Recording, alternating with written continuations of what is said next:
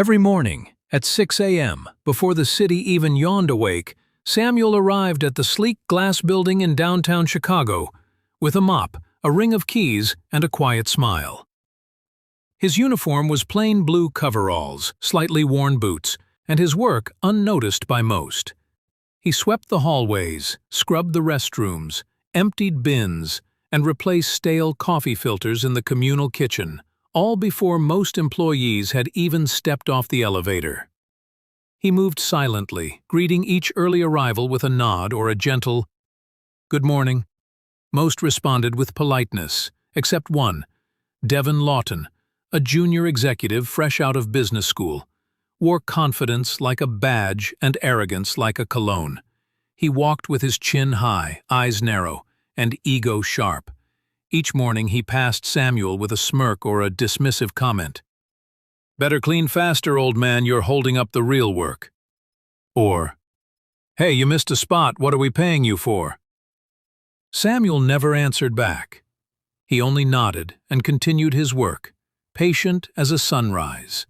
What Devin didn't know, and never cared to ask, was that Samuel had once sat at a desk far larger than his own. Years ago, Samuel was a real estate magnate who had developed multiple office parks across the Midwest. He was shrewd, respected, and wealthy. But after losing his wife to cancer and finding little joy in boardroom victories, he slowly withdrew from business life.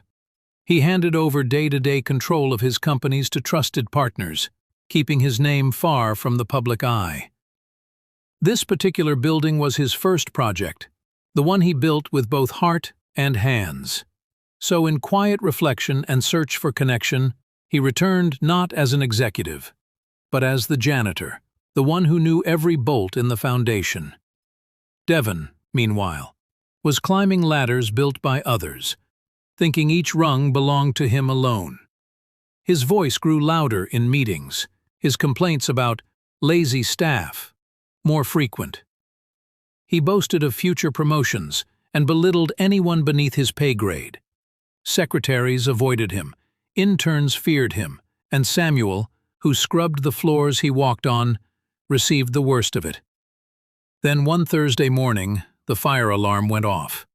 At first, everyone assumed it was a drill, but when the third-floor hallway filled with thick smoke and the power cut out, panic surged through the building. Devin was on the fourth floor preparing a presentation, alone. As people rushed down the stairwells, someone shouted, "There's still someone up there!" Most froze. No one wanted to risk it. That's when Samuel dropped his mop, grabbed a fire extinguisher, and bolted up the stairs. Through smoke and heat, he found Devin slumped near the door, coughing, confused. Samuel lifted him over his shoulder, despite his age, and carried him down 3 flights, as soot filled the air. Emergency responders took over outside. As oxygen masks were placed on both men, Devin looked up at the janitor who had saved his life. He tried to speak, but only managed a breathless, "Why?" The next day, after the smoke cleared and the story spread through the office, Devin waited nervously in the break room. He had asked HR to arrange a meeting with Samuel. When the door opened, Devin stood, guilt written across his face. "I don't know what to say. I treated you like trash. You saved my life." Samuel smiled softly. "We all wear masks, Devin. Yours was pride. Mine was humility." Devin blinked. "But why? Why are you a janitor?" Samuel walked to the window, looking out at the building he once dreamed into reality. "Because sometimes we forget what it feels like to build something with our hands. I needed to remember, and people show their truest selves when they think no one important is watching." Devin's breath caught. You own this building?" Samuel turned, smile unchanged. "I built it 22 years ago. My name's not on the lobby plaque, but it's in every nail and beam." Word spread quickly. That weekend, the staff saw a new sign in the lobby, in honor of Samuel Grant, founder, builder, and caretaker. Devin never looked at janitors the same again. He stopped shouting, started listening. He even began arriving early, sometimes to help, sometimes just to talk. Because what he learned was this: power doesn't always wear a suit.